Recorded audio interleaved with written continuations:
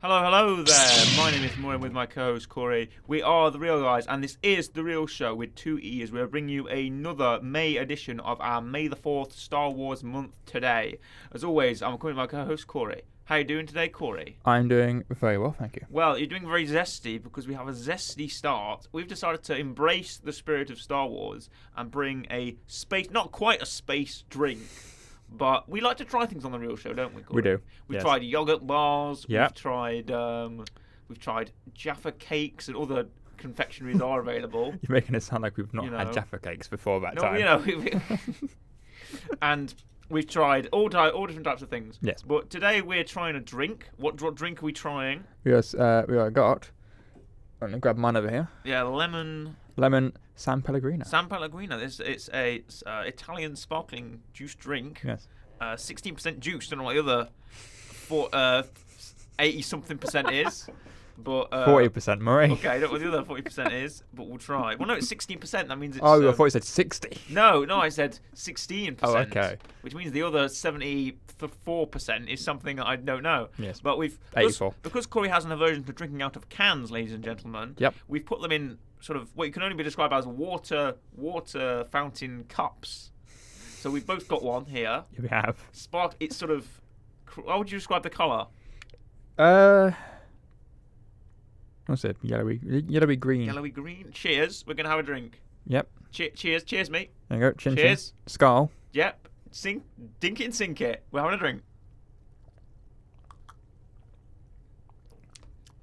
Evaluation. It makes you pucker. A little bit. What do you think? In a weird way, it tastes of kind of nothing. Kind of nothing. It's a bit tasteless. Tasteless. I'll have another drink. That's gonna fix it. I apologise for the mouth sounds. What do you, yay or nay? Nope. Nay. Nope. Not a fan. Nope. That's a shame. I rather am, actually. Okay, well, you can finish yours. Yeah, I'll finish mine. But the topic today is... Last week we did Star Wars: The Clone Wars, the 2007... I'm going to wash it out with my Oasis. Oh, nice. You've got another drink that is... He's got two drinks on him. He's Billy two drinks today. Even though I'm Billy two drinks, because I've got a bottle of water. So... But last week we did Season 1 of Star Wars: The Clone Wars, the 2007 3D CGI animation. Yes. This week, in correspondence with the release of the Obi-Wan Kenobi Disney Plus series... Correct.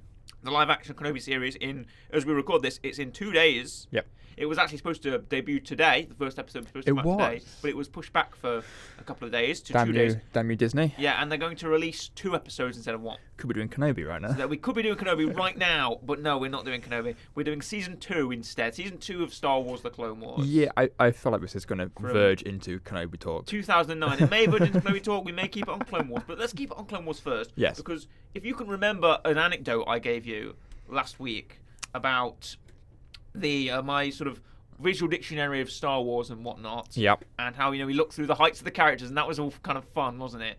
But I've brought one with me. I brought the Ultimate Visual Guide here, as you can see, written by Ryder Wyndham. You can't see it, listeners, because obviously you're listening and not viewing it. We should have a camera in here. We should have a visual version. That would be fun. Put a camera in a corner somewhere. This is 2012, bear in mind, so... Very nice. Not much of... I think only 4 seasons of the Clone Wars has come out at this point. Yeah. But I mentioned there was a foreword by Ashley Eckstein, who is the voice of Ahsoka Tano. Shout out to you, Ashley Eckstein.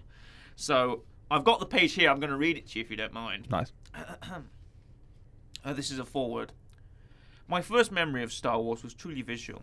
I was a kid with a wild imagination, and Star Wars captivated my attention immediately. I was too young to understand the overall story and themes, but I was fascinated by the otherworldly locations and characters, especially R2-D2. To this day, R2 remains my favourite Star Wars character. George Lucas's amazing universe definitely had a huge impact on my childhood, but I could never have imagined the impact Star Wars would have on my own life. In February 2006, I was given the opportunity of a lifetime when Star Wars: The Clone Wars supervising director Dave Filoni cast me as the voice of Anakin Skywalker's Padawan, Ahsoka Tano. At the time, I had no idea that Star Wars: The Clone Wars would introduce this iconic franchise to a new generation of children. New characters, new locations, and new stories have since bridged the gap between 3 different generations of Star Wars fans, and it has been amazing to watch families enjoy this beloved series together. The Clone Wars is one of the most advanced animated shows on television, and as Star Wars was groundbreaking back in 1977, The Clone Wars is raising the bar for what is possible on the small screen. Every episode is like watching a mini movie in your living room. Visually, the show is stunning. From the moment Ahsoka first appeared on screen, Star Wars fans have embraced me as a part of the Star Wars galaxy. Honoured to have been accepted in such a way. Today I'm approached by young fans with the same fascination for Ahsoka Tano as I had for R2-D2, and the opportunity to introduce Star Wars to a new generation is a responsibility that I hold dear. There is so much to learn after 4 seasons of the show, and the Clone Wars is still going strong. As Yoda would say, always in motion is the future, and there are so many more stories to be told. Ashley Eckstein, Ahsoka Tano. Very nice. There you are. Thank you for that. Thank you. Wonderful, beautiful tribute there, I think you could agree. Mm. So, we're going to jump into the season. We both looked at a bit of a refresher before today. Yeah, just an overall and roundup. And we're going to talk about what it starts at. This season was christened The Rise of the Bounty Hunters. Yes. Because it starts and sort of middles and ends with an arc revolving around bounty hunters. It starts with Cad Bane and Holocron Heist, released in October 2nd, 2009, and finishes with, I believe, it's Lethal Trackdown with April 30th, 2010. So Cad Bane being the bounty hunter that seemingly every time we do Star Wars always seems to appear. Brings back, people are talking about him in Kenobi as well, that he might come back for Kenobi, because one of the Inquisitors, Reva, the fourth sister, talks about hiring bounty hunters in one of the trailers, so we don't know whether we're going to see Cad Bane in there as well. I hope we see bounty hunters that haven't been... Forlom is apparently going to appear. Not got much love. Forlom is apparently going to show up. Yeah, give us him, give us... Protocol Zuckus. Bosk. True. I was going to say Bosk. Bosk is nice. Bosk shows up in Clone Wars, actually. He appears in the last arc of episodes with Boba Fett. He does.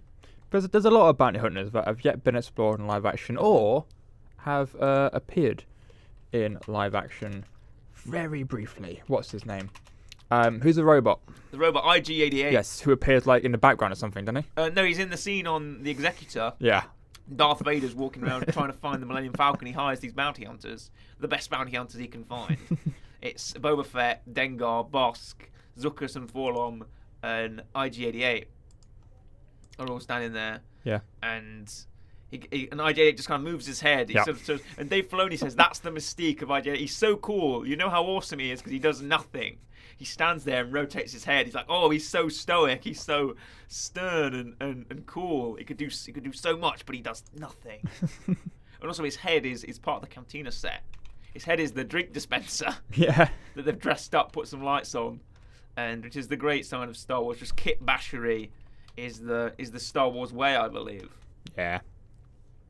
But we'll talk about the episode. We'll take a bit of a loose thing. I know I recognise these episodes. We talked about the first season. We did. And when I remember talking about the first few episodes and just getting a lot of memories, getting my memories back of it, so we could reminisce about the characters and the stories. And there is we talk about Obi-Wan Kenobi, and there is an Obi-Wan arc in this, the Mandalore arc, which I think I may have recommended once or twice.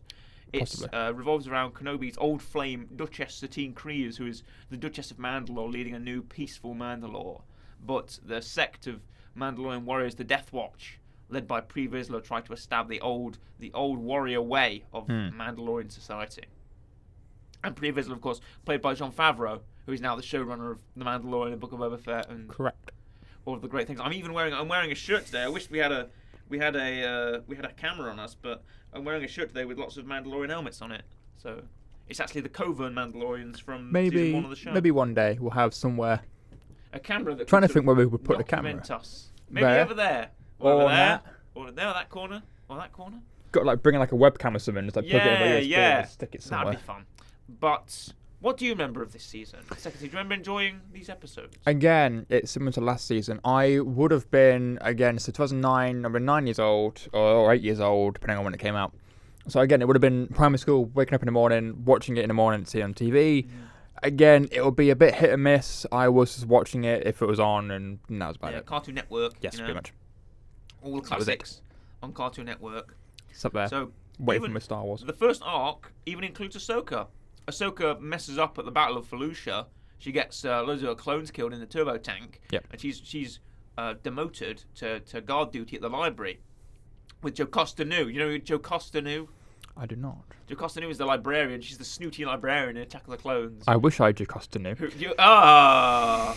Ting. Thank you. So, Jocasta Nu is if you Jocasta knew who she was. Yeah. I can't repeat the joke. No. For the second time around. No, it does not. That's who she is. Yes, she goes, if it does not exist in our archives, it does not exist. If it does not exist in our records, it does not exist, Master Kenobi. That's the Ahsoka Sanu, the librarian. She survived Order 66 as well. Oh. And she was later hunted down by Vader. Oh. So, Well. yeah. Well, she actually had a kyber crystal gun in the comics. In the Vader comics, when Vader's hunting down all the Jedi, the remnants of Order 66, Jocasta Sanu survives. Yeah. And she has a kyber crystal rifle. It's like a lightsaber gun. Imagine firing lightsaber blades. It's like that. So, also, fun fact for Googling Jocasta Sanu, she versus the Grand Inquisitor. Just found out. Really? Yep. Oh, nice. From Googling it. In a comic. Oh, fun. She fights the Grand Inquisitor. Maybe we'll see her again. Maybe she'll pop up in the Kenobi series. Maybe she'll be there. So we have Poggle the Lesser, who's one of my favourite Star Wars characters, the Archduke of Geonosis. He's starting up his factories again on Geonosis, making droids, and the Republic has to arrive at the second battle to take him down. So they take out with their gunship. Landing at Point Rain is just a war episode. Episode 5. It's just like they send out like 100 gunships. It feels like the first Clone Wars. You know the Gendy Tarkovsky episode where they send out just 100 gunships or 1,000 gunships.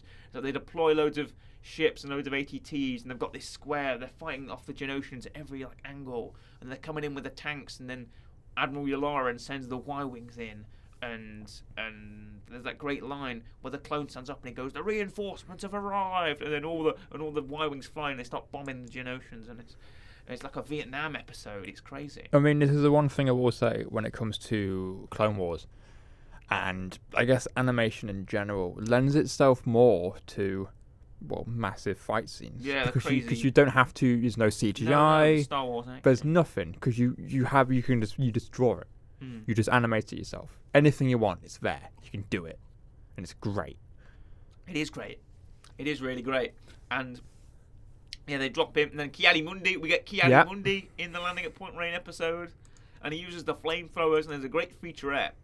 Because again, everything in the Clone Wars is documented. There's great featurettes and great behind-the-scenes stuff with Dave Filoni and all the animators. And Matt Wood and stuff, talking about how the sound is made. Because you know the Geonosians are made from like fruit bats and penguin sounds. Oh.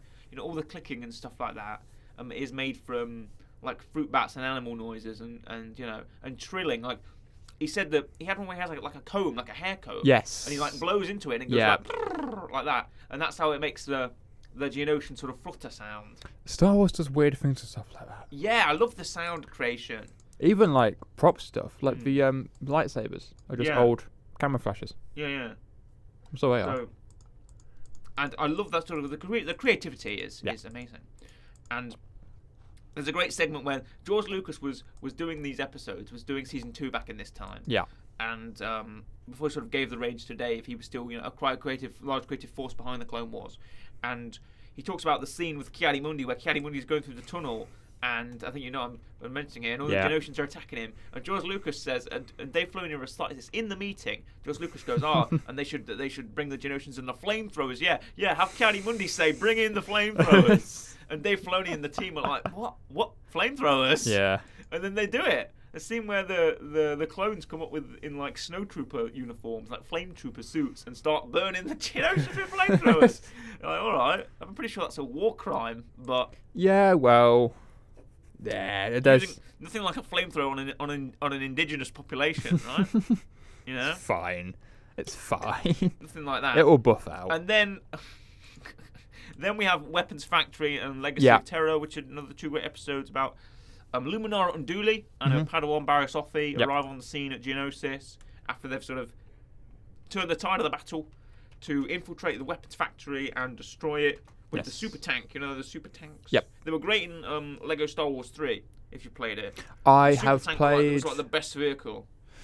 I've played bits. I've only really ever played the complete saga. Missiles, blasters, and it was like impervious to anything. It was just, you couldn't destroy it. Yeah. So that was like the best vehicle to unlock. It was like the last land vehicle in the game as well. And Legacy of Terror is like a zombie film, effectively. Because what they experimented with in season 2 was a lot of genre pictures. Like Holocron Heist was like a heist film. Yep. Senate Spy was like an intrigue political one. Landing at Point Rain was like a Vietnam film. And Legacy of Terror and Brain Invaders was like a zombie film. Yeah. Right? And they did it again. They did for episode 15, Senate Murders is another sort of it's almost like Midsommar Murders political murderer thing where there's been a killing. We've got to find out who it is. I mean, there's been a murder. If you're making a series and your target audience is kids, don't get me wrong, a lot of adults probably enjoyed this. Yeah, but if your target audience is kids, you might as well just do whatever. Yeah, because kids are going to watch it. Parents are going to put it on. Oh, it's Star Wars. There you go. Exactly. Even then, even when heavy on the genre pictures, episode 18 and 19 is a Godzilla story. Plus, I feel like stuff like that, if an adult's watching it, they'll know what it's referencing. Yeah. They'll know what it is. Episode 18 and 19, the Zillo Beast and the Zillo Beast Strikes Back, is about a Godzilla monster called the Zillo Beast that comes from Malastare. It's the last one, and there's always people like, oh, do we kill the monster? Do we keep the monster alive? Palpatine's like, oh, I want to move the monster to Coruscant. And it's like a King Kong kind of thing, where he's up on the tower and he's fighting up on the big dome of the Senate and stuff. And it's heavily implied that the Zillo Beast knows Palpatine is a Sith. Because when the Zillo Beast gets to Coruscant, the Zillo Beast is like always trying to go after Palpatine and trying to take out Palpatine. I've just looked up what the Zillo Beast is. Right. I weirdly remember this, and I don't know why. Right. I have a weird memory of this, and I've got no idea why. The Zillo Beast is a big Godzilla, like a worm and stuff. Yeah. And the featurettes talk about trying not to make him look like a Godzilla clone, like a brown Godzilla. So he looks more like a worm or a snake. Yeah. With lots of sort of limbs, and the limbs can they're flexible, so they can move either way, and there's no kind of bone structure, so he can kind of slither and run around. And he's impervious to lightsabers. You know what? It doesn't surprise me. Do you remember that? Because Anakin tries to, in the Zillo Beast episode, when they find him on Malastare, because there's a big battle, because what you do is, when you make a Godzilla film, you drop a bomb or you cause a rift or something. Yeah. And there's the drop of the electro-proton bomb that destroys all the droids, right? It's like a big EMP. Yeah. That sort of takes out all the droids, blows them all up with this big bomb, and then it causes a big sinkhole, and inside the sinkhole is the Zillo Beast. Yes. So Anakin goes down in the sinkhole, he finds the Zillo Beast, he's flying around, it's massive, it destroys his starfighter, and he jumps out with his lightsaber and goes to cut the leg and goes, it just doesn't work. It just goes like, bloop, it like bounces off. He's like, what? His lightsaber can't cut it, and Palpatine's like, oh. And then Palpatine says, oh, you must take him to Coruscant, and we can use him to new clone armor and new ships, the Zillo Beast skin, And the Zillo Beast obviously doesn't like that. So it breaks out, and they have to use the gas, because the dogs, you remember the dogs? Yeah. Sebulba? Yes. Sebulba's a dog, they live on Malastare. And the Malastare gas, the dog gas is everything that hurts the Zillo Beast. So they have to use the bombs made out of the dog gas to finally kill the beast. It's a sad moment. The Zillo Beast kind of rears up and its eye kind of rolls back and the gas sort of spews out its mouth like blood, and it's awful. He falls down like, oh, the death of this. They've extinguished the last member of its kind, I mean, it's not his fault. And no, it's not his fault. And they were like sort of the Malastare dinosaurs, and you've killed the last one. Yeah. He was just chilling. It was just chilling out inside and underground. Yeah, and then someone said, "Oh, well, make a hole in the floor." Drop a bomb. Yeah, and then. Episode 16, Cat and Mouse, if you're familiar. I bet you're familiar with this guy, Admiral Trent. I know Admiral Trent is. Oh, yeah, you know who Admiral Trent yes. is. Voiced by D. Bradley Baker, who voices all the clones and in the Clone Wars. So, and I really like Admiral Trent. He's a great, unique villain. He comes back loads of times as well. He gets like cyborg limbs because he's blown up in this episode. Yeah. And he's a heart. He's like a big tarantula. Yeah, big tarantula spider. Man. Yeah. And he's really smart. And he's in charge of the blockade of Christophsis. Now, this happens before this is like the first episode of the show. Yeah. The canonical first episode of the show is Cat and Mouse. It's in the middle of season 2, which is weird. Yeah. Because Ahsoka's not in the show, it's just Anakin and Obi-Wan. Obi-Wan's got this new ship, it's a stealth ship that can turn invisible. It's got a cloaking device. And Anakin says, no ship small ever has a cloaking device. Yeah. Which is a nice little nod, because they keep throwing kind of original trilogy like to Anakin, almost like Vader would know these things. Yeah. Like Vader knows that there's no ship this small ever has a cloaking device. That's how he knows that the Millennium Falcon wasn't hiding from Captain Needa. Didn't have a cloaking device, right? But that's in Empire Strikes Back. But he takes command of the stealth ship and manages to fly it. He has to do a rescue mission. But obviously, Anakin's an aggressive player. He has to do offensive, so he tries to destroy Admiral Trent in his dreadnought. And it's a nice game of Cat and Mouse, is why it's called Cat and Mouse. So that's a fun episode. Probably my favourite of the series. But then we have the Mandalore arc. Again, Mandalore plot, Voyage of Temptation, and Duchess of Mandalore. Which pits the forces of the Death Watch against the sort of the peace and pacifistic government of Duchess Satine Kryze and Obi-Wan. And Voyage of Temptation is kind of like a Titanic episode, but it's also kind of like there's a saboteur on the ship. You know, it's like Among Us. Who's the imposter? That's the first thing you thought of when you said saboteur. Basically. The fact that you did not go to CVBC's Trapped. I am disappointed in you. No, you are the saboteur. I'm disappointed. Still. And who's the imposter? It's Tal Merrick. You know Tal Merrick. He wears a hood. He's a sneaky man. He's a sneaky man. He's Tal Merrick. Anakin just stabs him in the back. Effectively, what happened to Tal Merrick? Because Tal Merrick rigs the ship. He's one of Duchess Satine's kind of aides. Yeah. He betrays her for the Death Watch. And he's a tall man. Is he? How tall is he? Give me a second. I bet he's like 6'5" or something. We're doing this again. We're doing the height. Welcome to the Star Wars height game. Da, da, da, da, da, da. How tall is Tal Merrick? 6'2". He is in is my guess. Meters to feet. Nope, 2 seconds. Okay, take your time. 1.8. 1.8, that's like 1.8. Yeah, like 6 foot. 6 foot. All right, 6 okay. foot. Also, I found out if we were in a Star Wars universe, you would be Jedi and I would be Sith. Why is that? Because most of the Sith actors are above 6 foot. Most of the Jedi actors are below. No! Oh, damn it! I told you I'm going to work at Kuat Drive Yards. I'm not going to be a Jedi. I'm going to be a shipwright. Anyway, we have Pre Vizsla and Tal Merrick. Yep. And even Olmec, Prime Minister Olmec, who is a dirty liar. Do you know why that is? Because he lies. He does lie. Yeah. But Obi-Wan comes to him because what starts this plot is a Mandalorian warrior has attacked a clone ship. And Obi-Wan goes to Mandalore to say, hey, what's up? You're supposed to be a pacifist government. Yeah. Why is this Mandalorian warrior attacking our ships? So he says, the warrior, took his own life before submitting to questioning. Mm-hmm. But what happened was he shows Olmec the recording of this Mandalorian warrior, and he says, I recently encountered a Mandalorian man on Geonosis. His name was Jango Fett. And Olmec goes, Jango Fett was just a common bounty hunter. How he acquired that armor is beyond me, which is a lie. Because we know, now thanks to the Mandalorian, that the Fett family are Mandalorians. Yes. Because Fett was trained by Jasta Mareel and was a foundling, which ingratiates him into the Mandalorian culture. Yeah. So we now know that the Fett actually are Mandalorians. So take that, Olmec. You're a liar. And you also die in season 7 of the Clone Wars. So spoilers. You get shot by Gar Saxon before you can talk to Ahsoka. So there you go. But yes, Olmec lied about that. And no, and Duchess Satine is also a really good character as well. And has really been embraced sort of a new. She was based on early designs for Padme. If you look at her outfits. Okay. She was based on early designs for Padme. So, and you can really see that if you look. And they've ingratiated parts of her outfit into like her guards and the Mandalorian stuff. Even elements of the Mandalorian armor. Like there's a chest bit on Boba Fett's. He's got like a little diamond on his chest. Yeah, he did.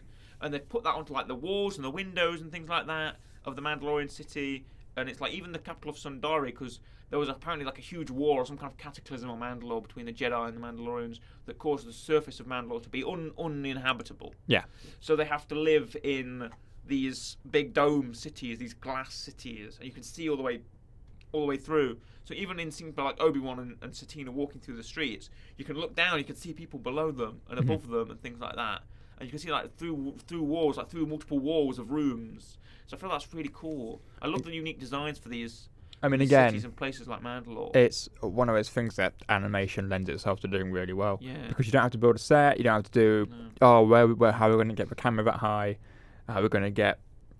How much is it going to cost to build all these massive things? Coruscant, they managed to differentiate the places. Like the upper levels of Coruscant are really pristine and like the cities are nice, beautiful apartments, and the lower episodes that we see in like Duchess of Mandalore and Senate Murders are like the grimy shipping crates and the smoke coming out from walls and the neon lights and stuff like that. Like the red light district of Coruscant, and it's really fascinating, and the design and stuff like that. There's a scene in Duchess of Mandalore where Pre Vizsla sends a Mandalorian assassin because they go to Coruscant, so the Duchess completed her case to the Senate, and they go to Coruscant, and Obi-Wan is charged with protecting her, even though they were lovers once, and when he was with Qui-Gon, they were sent to protect her from like assassins or whatever, and Obi-Wan ended up falling in love as a younger man with Satine. So, but they go back to Coruscant. and previous sends an assassin. There's a scene where the assassin throws like a grenade down or something in front of Satine. It blows up and like you hear like the ringing noise of like your ears, like if you've been hit by the grenade. And it's like they do that twice. They do that, I think, something with like a flashbang or something like that as well. But you hear the ringing in your ears. You see the flashes of light. There's the smoke. It's like it's not slow motion. It looks like slow motion. It's not. It's just like that's the after effects of like the bomb going off. Yeah. Which is really good attention to detail, especially, and it happens loads and loads of times. But episode 17, aptly called Bounty Hunters for the Rise of the Bounty Hunters series, it's basically it's Seven Samurai. It's one of the greatest influences to Star Wars, Kurosawa's films, and Seven Samurai, which is where the Jedi, Anakin, Ahsoka, and Obi-Wan are sent to investigate this. Investigate a ship's been destroyed. You know, the Separatists, the Vulture droids. The Vulture droids shoot down their ship, and in Star Wars, you can like take a drink every time there's a ship crash in Star Wars, especially in the Clone Wars. In nearly every episode, a ship crashes on a planet. That's what happens. Ships crash all the time. No one ever lands safely. The people say that's why Obi-Wan says, you know, another happy landing. Yeah, when he crashes the ship in episode 3, because they crash all the time. Yeah, but it doesn't cost any budgets to crash a ship in animation. You can crash as many ships as you want. You pay an animator the same. It will cost you a lot of money in live action. So they always crash the ship. They crash the ship on Felucia again. And Felucia is a very popular planet in Star Wars. So for like the 3 seconds it got in Revenge of the Sith, you know, where Aayla Secura was killed in the Battle of Felucia. So they go to Felucia, and they go to the village where the Felucians, they're growing Nycillan, which is a valuable crop. And these little Felucians, they can't protect themselves, so they've hired these team of bounty hunters. Yeah. There's Sugi, there's Rumi Patriti, I think her actual name is Rumi Patriti. Okay. There's Serapas, and there's Embo. Now you gotta know Embo. Embo, one of the coolest characters in Star Wars. Embo. He's got a big hat. He's like Dave Filoni. Yes, I know. He's got a big hat. He's got a bowcaster, got a crossbow. Yeah. He's a cool alien, and he speaks French. Now, here's a story. One of Dave Filoni's animators, a woman, brought her Smurf books in French. You know, 'cause you can get Smurfs. French. Yeah. She bought her Smurf books in French, and Dave Filoni picked up one of these books to read, and he butchered the language so much, it sounded like you couldn't even tell what he was saying. Like he wasn't saying anything. Like he was just saying, not even French, just butchering the language. It sounded like an alien language. So Embo is voiced by Dave Filoni reading French. Fair enough. So a great detail there. And who turns up to some pirates turn up to take the Nycillan, but why the Felucians need the bounty hunters, right? I see where and this who is is going. the leader of the pirates?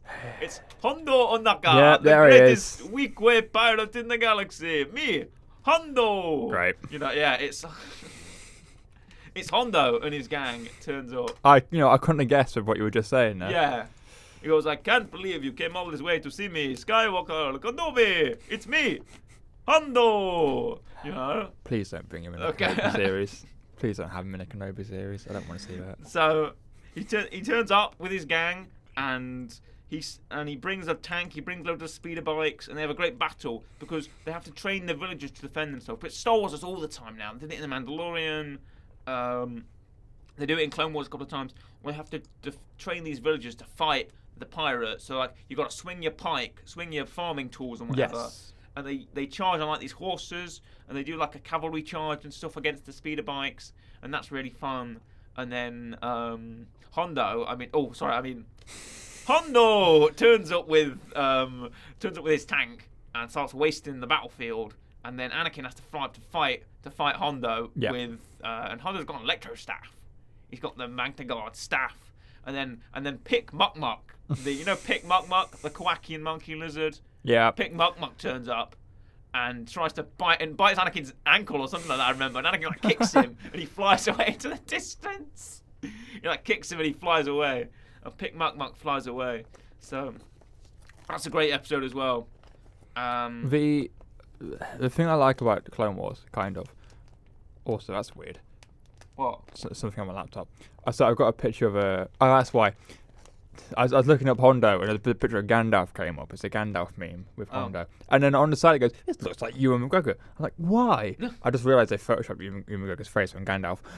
No, the thing I was going to say was that the thing I like about Clone Wars, the animated series, is that because it's animation, you can create these characters that look a bit weird Yes. and a bit different, and it's fine. You're a big proprietor of the animation style, Corey. You're going on reams about it. It allows for things you can't do in live action. For example, I did not mind.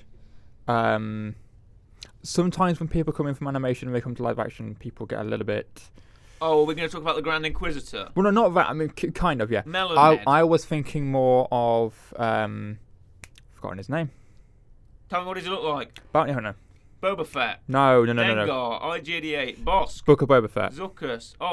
Black Chrysanthemum, Cad Bane. Thank you, Cad Bane. Cad Bane. So he came along. I thought he looked fine. I thought that's Cad Oh, Bane. yeah. But everyone's like, that's a bit weird. That's a bit weird. He's a bit light blue. His face is a bit malformed. And it's characters like Hondo. He's gotten older. He's 71 years old. I mean, In Book of Boba Fett. It's characters like Hondo. Where if he came in live action, I'd be like, that's there gonna is look a actually bit a weird. live action Hondo. Is Right, look up Galaxy's Edge. Does it look weird? No, not really. Oh, okay.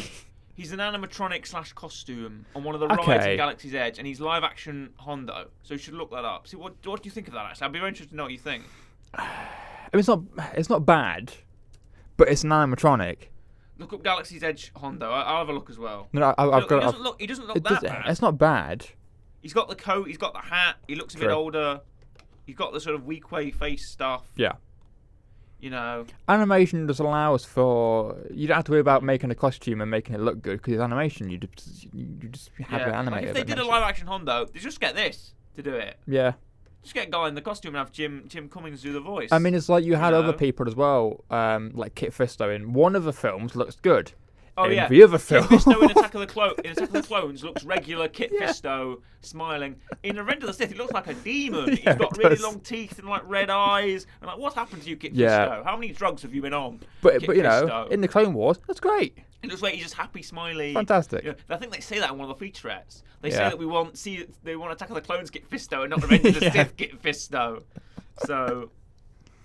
But we have that Bounty Hunter episode 17, and then episodes 20, 21, and 22 are a Death Trap, R2 Come Home, and Lethal Trackdown are about young Boba Fett, voiced by Daniel Logan, who works with Aura Singh, one of the bounty hunters from Phantom Menace. Correct. As she's watching the pod race. You're watching the pod race, correct? Who doesn't want to watch a pod race? And then we have Bosk, the great man. Yeah. Bosk himself, voiced by D. Bradley Baker as well. So, but I'm a big fan of Bosk, a big fan of the Bosk here. You know, my favourite Trandoshan, Bosk. Oh yeah.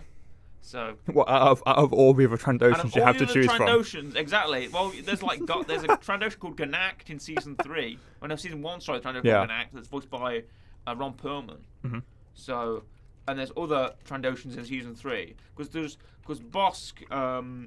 They mentioned in season 2 that Bosk looks a bit basic, and in season 3 they kind of updated the model so that Bosk looks a bit better. I mean, that's kind of like saying. I like Greedo. He's my favourite Rhodian. So I've got other people to choose from. Baller Rapal is a Rhodian Jedi. I just mentioned him. Baller Rapal. Do you know what Bosk's full name is? Bosk Tholomew. No. Oh. His name's Bosk Wasik Kradosk. Oh. Bosk Wasak Krados. No wonder he shortened it down. Yeah, exactly. Shortened it down to Bosk. So. The name's Bosk. Bosk. What was it? Bosk Wasak Krados. Commonly known as Bosk. That's his first name. Yeah. So he's the son of Kradosk, which is another Trandoshan bounty hunter, which is Bosk's dad. Right. So, I think it's like a what country does that happen in? Is it the Scandinavian, the Netherlands, or somewhere? Possibly. Well, no, sorry, not like Denmark, where you take your father's name. Maybe. So if you're like, if your dad's called Brian, you're called Bryanson. Yeah. You know. So because it's like that, I guess. So Bosk has Kradosk his last name because Kradosk is the name of Bosk's dad. So there you go. Enough to learn about Bosk's family lineage. We've got young Boba Fett, voiced by Daniel Logan. He tries to sabotage the Jedi cruiser with Anakin and Mace Windu on it. He wants to kill Mace Windu. Right. Mace Windu chopped off his father's head. He did. Clean off. One swing, like he was opening a screen door to let the dog out, like casual, just like he was opening a can of San Pellegrino. Ignoring the fact that the guy has a jetpack. Was it not working at that point? No, it doesn't work. It doesn't work. The Reek broke it. I was going to say, because surely he'd just fly over He tries it. If you actually watch the clip, he does try it and it doesn't work. Yeah. Because what happens is, they're in the arena. The Reek, the rhino, the red rhino. Yes. The Reek runs Jango Fett over, breaks his jetpack. You can see it sparking. Jango Fett stands up. The Reek runs back at him. Jango Fett shoots the Reek in the face, dodges, and then Mace is coming at him with the saber, and Jango's firing, pew pew pew, and Mace is blocking, and then he ducks. He cuts the blaster in half, turns around, and just and you see when Mace turns. Yeah, you do. Jango tries to activate the jetpack. It doesn't work. Yeah. And Mace just slices his head clean off. Yeah. So Boba is on a vengeance mission. He blends in with the clones. Blends in with the young clones. I also like how, to go back to that, again, the amount of times we can tell a story. Samuel Jackson's like, I want a purple lightsaber because I want to see myself in a massive fight. He doesn't need one because he's right there. He is. He's always shown in prominence. He's there. He doesn't really need it. Yeah, I guess it's when they're in the wide shots because there's some wide shots. Yeah. Like a circle of Jedi. Yeah, I guess that so. he can find himself in the big wide shot. I Yeah. guess. So I love that story. I'm always gonna have a good pop out of that story. There's a couple Star Wars stories. Sam Jackson's just like, I want a purple lightsaber. He goes up to, because he knows there's a big fight scene with like 80 Jedi flying around with different lightsabers. He goes, crap, I want to find myself in this big fight scene. He goes to George Lucas, says, hey, do you think I can have a purple lightsaber? I love the background footage of I saw a clip somewhere, and it's George Lucas going, right, you've got green and blue, which are the good guys, and you've got red, red which if is you're Sith. a bad guy. And he goes, is there a purple one? And he goes, maybe you'll get a purple one. You might get a purple one. He says, you might get a purple one. I don't know. So, that moment is documented. Yeah. Sam Jackson says, no purple lightsabers? Yeah. And he goes, oh, you might get a purple one, who knows? And then when he came back to do reshoots, he said, oh, it's caused a bit of a storm online. Yeah. But here you go. And thanks to Samuel L. Jackson, we now have a great plethora of now lightsaber there's colours. loads of colours. If it weren't for Samuel L. Jackson and him wanting a purple lightsaber to find himself in a fight scene, we wouldn't have a plethora of lightsaber colours to choose from. But yeah, great episode. Death Trap again. Boba goes around and because Boba looks like a young clone. Yes. Because he's a young clone of Jango. Yes. And all the clones are clons of Jango. Exactly. So he can go around and pretend to be a young boy clone. But obviously he's better than everyone else because he can shoot and fly and stuff. Yeah, unlike all the others. Unlike all the other clones. Well, no, the young clones aren't trained to do it yet. Yeah. They're just on a field trip to this Jedi cruiser. I like how that's the field trip that they go on.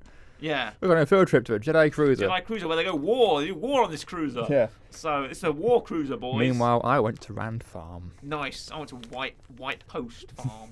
Nice. So, in episode 2, R2 Come Home, episode 21, is effectively a Lassie story. Then they were doing genre pictures. They do a Godzilla picture. They do like a Kurosawa. They do a Senate murders. They do like a murder story. They do like a war, sort of a pacifistic war story. They do loads. They do zombie pictures. They do genre pictures. They do politics stories. They do heist films.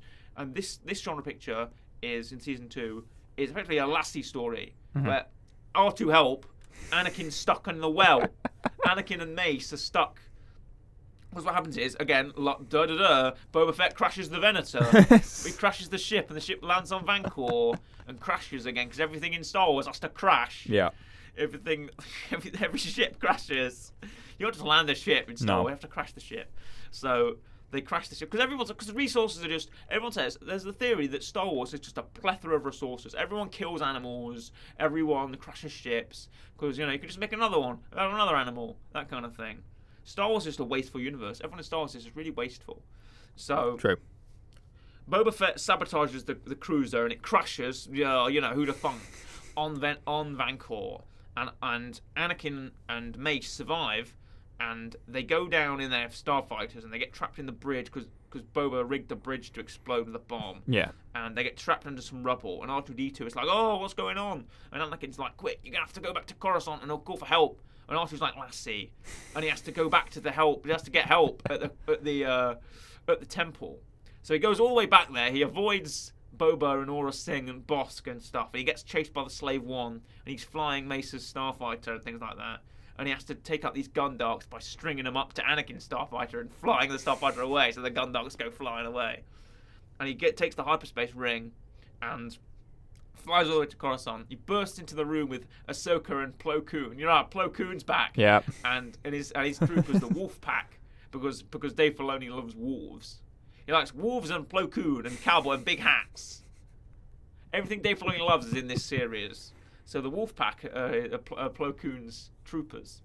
So Plo Koon and the Wolf Pack and Ahsoka rescue Anakin and Mace from the bridge just in time before it collapses.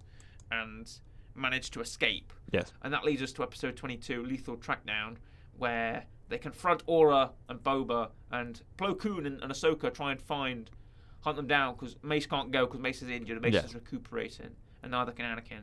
So it's Plo Koon and Ahsoka going to try and lethally track down Boba and Aura, and they find them on Florum because Aura needs some help. Yeah. So Aura goes to the gang of who?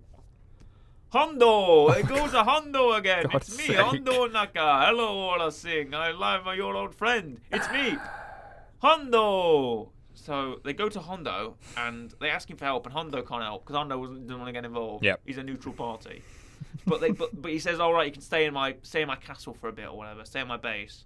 So they stay at his base, and the Jedi arrive, and Hondo's like, I'm not going to get involved. So they go into the bar, and there's a shootout in the bar. Yep. Aura pulls her pistols, ba ba ba ba ba ba ba ba, and the Plo Koon like forces the table in front of him, and it breaks apart, and he slashes Aura Singh and slashes her guns, and then they have a speeder bike chase through the desert, and they land, and Aura tries to get into Slave One to fly away, but Ahsoka cuts the wing off, and it like spins and spins and spins and crashes in the distance, and they take Bosk and Boba prisoner, and there's one moment in this that I'm just going to mention specifically. Okay. Because when they take Boba back to Coruscant to imprison him with Bosk, Boba is in he's in handcuffs. Yeah. And Mace kneels down and he says, I hope you know what you did was wrong, Boba Fett. And then you're laughing already. And Boba Fett goes, I know I hurt people, I know I kill people, but I'll never forgive you for killing my father. And Mace goes, well, you're gonna have to. What a cold line. I mean, yeah. You could just go, it was the heat of the moment, kid. What else could I have done? Yeah. And not say, all right, well, enjoy prison, don't drop the soap, kind of thing. Just slap the cuffs on her and haul them away. That's a bit unfair, don't you think? This poor child. I mean, yeah, but also it's Star Wars, isn't it? Yeah, I get it. People have had worse fates. Straight to the point. Straight to the point. Burn him on Mustafar, kind of thing. Cut all his limbs off. Yeah. Star Wars is just a killing universe. That's just the thing. Everyone's just cold as ice and is willing to just murder and pillage and do whatever they need to do, right? Kill the Zillo Beast, kill all these farmers on Florum, poison people. It's just, Star Wars is deadly. That's why every time someone asks me, would you want to live in the Star Wars universe? My answer is no. So I'd probably be killed somehow. Yeah. Like I'd probably be bombed or shot or gunned down by someone. I mean, knowing my luck, I'll be on a planet, going about my day, and the planet will just get blown up. The Death Star just blow up the planet. You'd be on Alderaan, and you'd just be doing your day, doing your garden. There's actually a skit about that. There's a skit on. There's a skit, a Robot Chicken skit, where Darth Vader is interrogating Princess Leia and Tarkin's there, and Vader is like, Tarkin's like, what planet is the rebel base on? And Leia's like, oh, it's Dantooine. And Vader's like, you heard her, destroy Dantooine. And suddenly the Death Star's at Dantooine, it fires the laser, and Tarkin's like, oh, what house is it? Blow it up, And there's a guy there who's literally cutting a hedge, and he goes, "Oh, it's been a long day, but I hope Mr. Tarkin enjoys the nice shrubbery I've arranged for him." And he goes, "Oh, what's that up there?" And then so he just gets the planet gets blown up. Nice. And I bet that happened on Alderaan. Yeah. I bet someone was like just doing their gardening, just having breakfast, just on the toilet or something. Yeah. And the sky goes dark, and what? All dead. That kind of thing. Yeah. Even there's a character in this episode in this season, called Tandivo in the episode Senate Murders, voiced by Tom Kenny. Yeah. An inspector in episode 15, who was on Alderaan when the Death Star. He actually dies on Alderaan. Tandivo, along with Senator Organa and most of the people, and Senator Organa's wife. Yeah. And everything is just destroyed on Alderaan. When the Death Star blows up, and Tandivo was on that planet, and I didn't even know that until I think a year ago. Fair enough. When I was looking at obscure Clone Wars characters. Yeah. Look up this guy. Look up Tandivo, if you please. Look up it's Inspector Tandivo. Tandivo Star Wars. There we go. Oh, nice. His full name is Tanavos Exantor What Devo. the? That's a weird-looking man. Animation. Yeah, he looks weirder when he's portrayed to be in live action than in animation. Yeah. There he is. Yeah, look, he dies on Alderaan.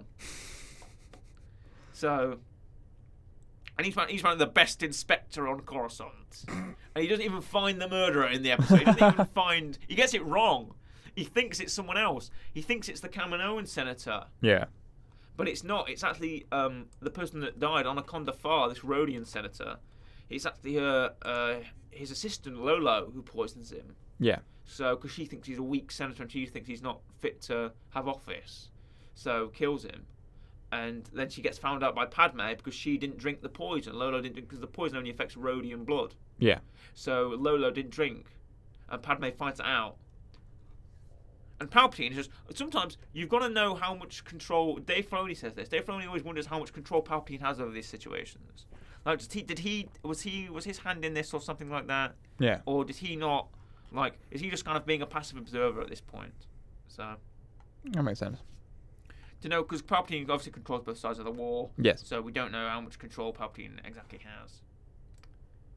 And even then, like, what's the last section of Tandivo? Yeah, because Tandivo has comes from a great family, and his daughter works for the ISB or something like that. Yeah. So there's that. Yeah, here we go. Unknown. That's a nice subtitle. Unknown activities and death. So yes, here we go. Tandivo was on Alderaan at the time, and he was killed in the disaster alongside Organa and nearly 2 billion other life forms. Nice. There we go. To end off the discussion before your wreck, how tall do you think Tandivo Wow. is? Right. Okay. Goodness. Right. I'm gonna try and get this right. How tall do I think Tandivo is? Right, I'm gonna keep my hands off off my laptop, so I'm not scrolling up on the wiki site that I'm on. Nice. I'm gonna say he's not over 6 foot. If he's over 6 foot, I'm gonna flip. I think he's I'm gonna say he's 5'10". 5'11". Oh. Well, good. I don't think he'd be over 6 foot. He doesn't look like a man who's over 6 foot. He looks like a man who'd be short. Yeah. Yeah, he looks like a little short, little fat man, doesn't he? Looks like, Inspector Plod, this guy, basically. Yeah. So that's Tandivo, and the picture is. Who does he look like? He looks like Yeah, Napoleon. That's what I was trying to think of. He looks like drawings of Napoleon. This guy, or like Steve Buscemi. Yeah. I think, or like Matthew Broderick. That kind of guy. So, and I remember kind of liking him in the episode because he was a bit goofy. He was like, "Oh, I think there's been a murder here. The murderer is obviously targeting the sinners." That's exactly how he sounds. But my wreck. Yes. It is Clone Wars related. Good. It is Star Wars related. Even better. It is Lego related. Oh, okay. Well, it is Lego where's Star Wars 3: The Clone Wars by TT Games. The third Lego Star Wars game they made after the first one was just called Lego Star Wars. It was the video game, which was the prequels, and Lego Star Wars 2, the original trilogy, and Lego Star Wars the complete saga. The only game to this day that I've 100%ed. Nice. But I haven't 100%ed this game. It is Lego Star Wars 3: The Clone Wars, released October 27th, 2011, shortly after my 11th birthday. Very I nice. actually got this sort of as a suspended birthday present, like a month later or something like that. Yeah. I got it for the Wii. I remember playing the heck out of it. Nice. Because there was those big capital battles. The premise of this game was you could have wide, but it was called the Clone Wars. Where are the wars? And then you could have these wide, map-long battles. It was like command posts. You could establish a base. And you could build a clone generator and a cannon, and you could spawn in walkers. You could spawn in AT-RTs and AT-Ts and AT-PTs and ride them around the battle. And take out droids and you basically won when you destroyed all the droid positions. And you could also play as the Separatists as well, and you could do the sort of reverse mission where you could destroy the clone positions, things like that. It was classic Lego Star Wars fare. From Aura Singh to Cad Bane, Commander Pons, Robin Eno. Yeah. Obi-Wan, Anakin, Ahsoka, Captain Rex, Commander Cody. All your clone characters are in there as well. Heavy, Echo. You could play as everybody. Nice. And they even brought in original choice characters. You could play as Darth Vader, you could play as Admiral Akbar, you could play as the Shadow Trooper and the Stormtrooper and all that.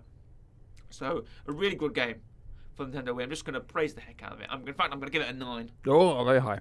I'm going to give it a 9 for Lego Star Wars 3: The Clone Wars. Nice. One of the best Lego games ever made, I think. So there you go. That is my rec for this, and it's available even if you want to play it on the on the Nintendo Wii, Nintendo DS, Nintendo 3DS, PS3, PSP, Xbox 360, and Windows. Nice. So it probably even has a remaster that this wiki isn't mentioning. I know you can get it on PS4 Yeah.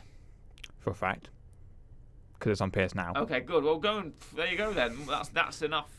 That's enough endorsement as anything. Yep. So go and play Lego Star Wars 3: The Clone Wars. So that is also next week. We will be bringing you Kenobi. Yes, we will be. Episode 1, maybe episode 2, but definitely the pilot episode, episode Correct. 1 of Star Wars Kenobi. So we hope you enjoyed this episode of on our May the 4th Star Wars month. It's goodbye from me. Goodbye. Goodbye.